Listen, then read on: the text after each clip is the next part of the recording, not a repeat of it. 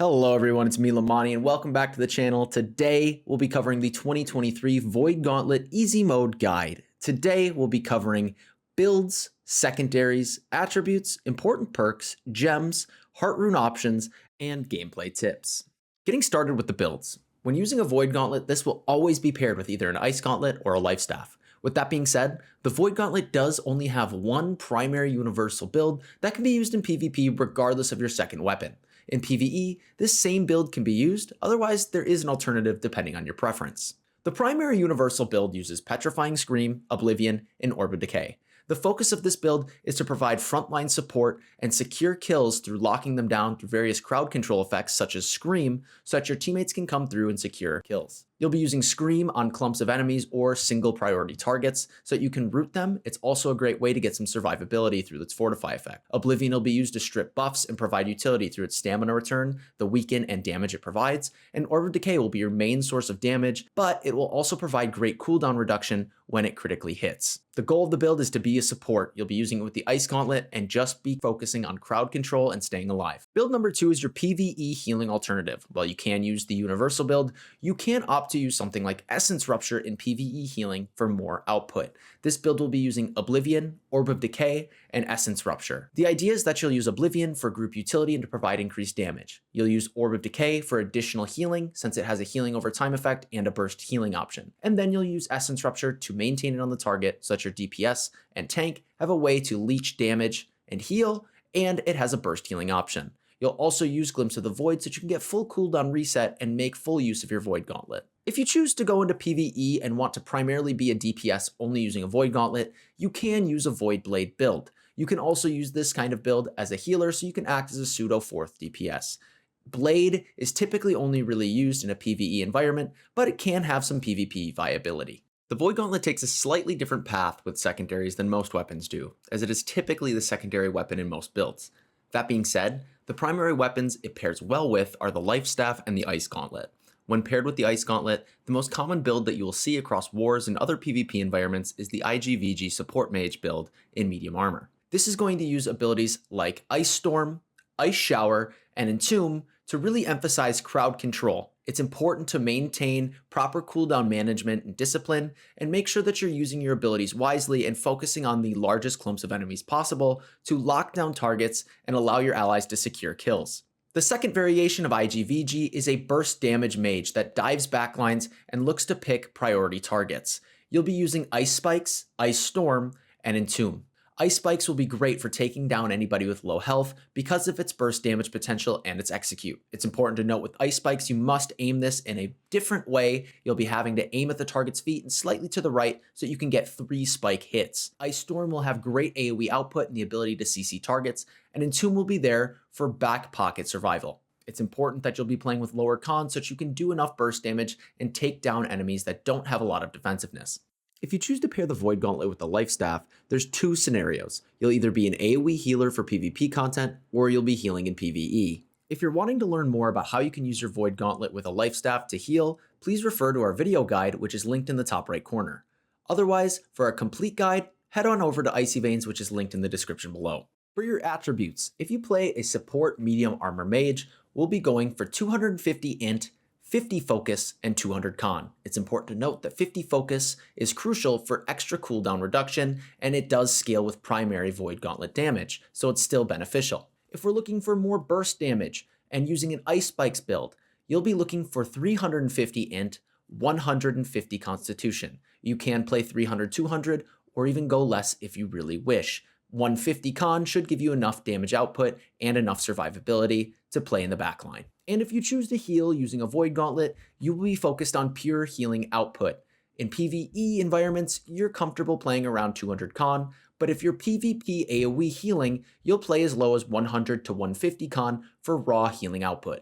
Next, we'll be covering perks and gearing. We'll go through weapon perks, armor perks, jewelry perks, and any PvE specific perks you might need to know about. Before we get started, one thing I want to mention about using an Ice Gauntlet, because this is the main secondary for the Void Gauntlet, is Crystalline Curse. This is something you can craft when you have 200 Arcana, and it will be a best in slot option. It has higher damage output, but for a utility build like a support mage, it may be better to go with one that has Deadly Frost.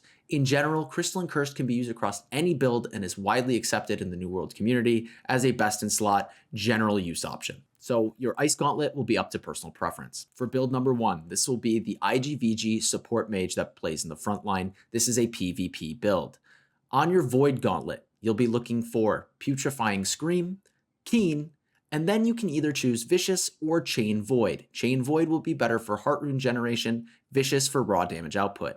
On your Ice Gauntlet, you can opt for Crystalline Curse, otherwise you'll be looking for something with Deadly Frost, Chain Void, and Refreshing Move. For your armor, the primary perks we'll be looking for are Resil and Shirking Fort. For an optional third perk option, when you don't need an ability perk, you can use Refreshing. This build is one that is heavy on ability perks, as is any VGIG build. The ability perks you need to make sure that you have are Unending Thaw, whether or not it's on a weapon, Deadly Frost, again, whether or not it's on a weapon, Diminishing Orb, Nullifying Oblivion, and Putrefying Scream on your Void Gauntlet. On your jewelry, you'll be using an amulet with health, stamina recovery, and slash protection. On your ring, you'll be looking for something with keen awareness, invigorated punishment, and refreshing. You do not need hardy when playing in a medium loadout. On your earring, you'll want refreshing toast, purifying toast, and refreshing. Build 2 will be similar. This is again IG and VG, but this is for an Ice Spikes burst damage build.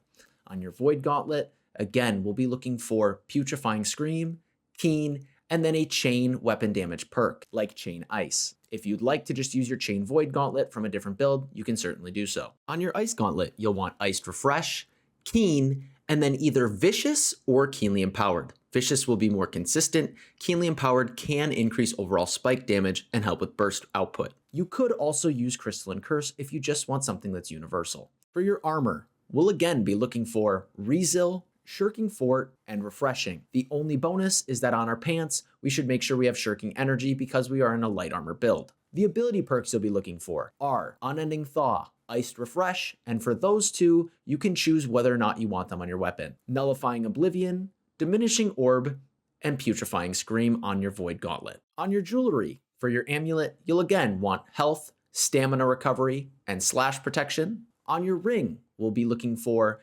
Invigorated Punishment. You could also use Mortal Empowerment if you have a healer or you're able to secure a lot of kills. Keen Awareness or Ice Damage, and Hardy. On your earring, you'll also again want Refreshing Toast, Purifying Toast, and Refreshing. If you're wanting to learn more about how to heal with the Life Staff and the Void Gauntlet and what perks you should be using, go check out my Life Staff Easy Mode guide, which you can find in the description below or linked in the top right corner. If you choose to use any of these builds in PvE, it's important that your weapons will have respective Bane perks dependent on the enemy type so that you do more damage to those enemies, and that all of your gear has ward perks so that you take less damage from those enemy types as well. You can also stack things like Elemental Aversion and Refreshing because we don't need any PvP perks. Next up, we have gems. First, for the support medium armor mage.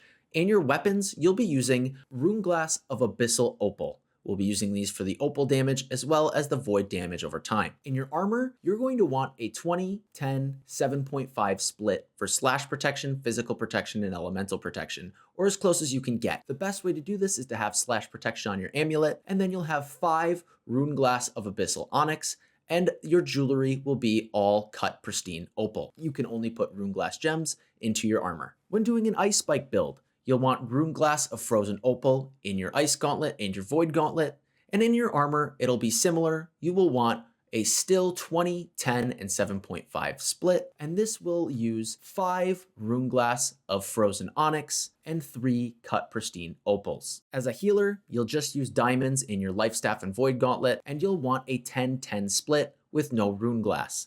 This will be 4 onyxes and 4 opals.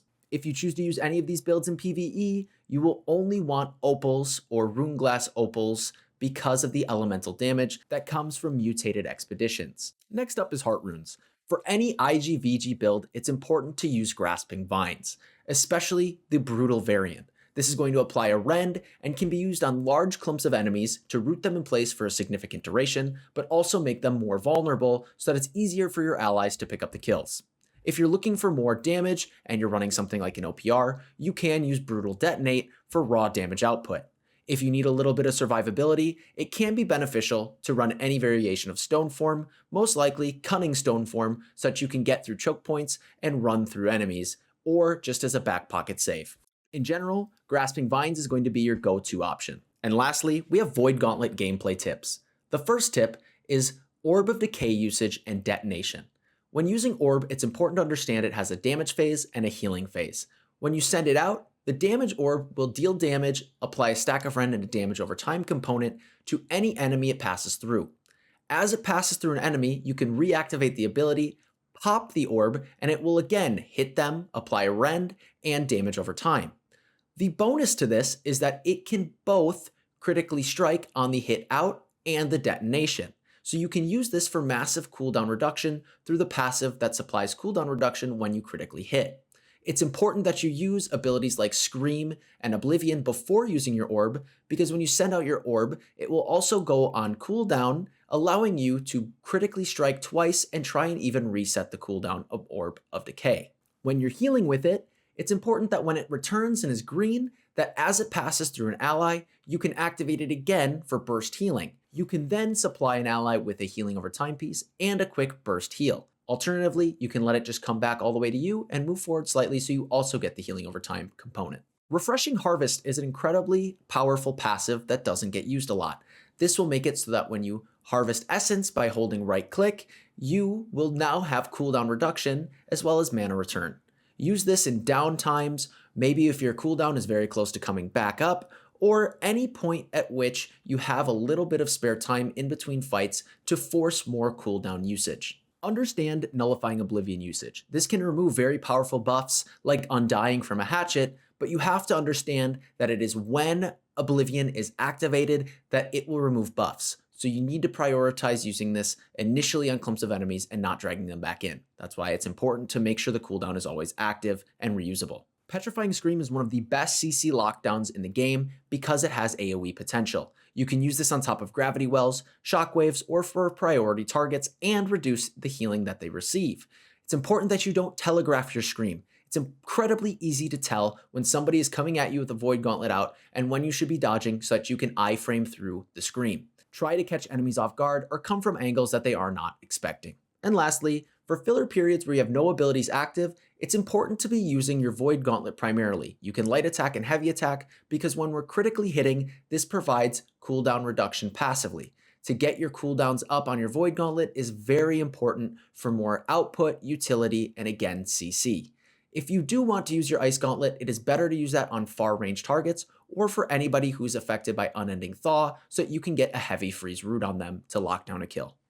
All right, so that is your 2023 Void Gauntlet Easy Mode Guide to get you started using a Void Gauntlet, whether you're a support, a healer, or whatever else you choose to do. If you want more information, please head on over to Icy Veins. It's in the description below, and let me know what you think. As always, thanks for watching, thanks for listening, and thank you to every single one of you beautiful people for being you. Peace.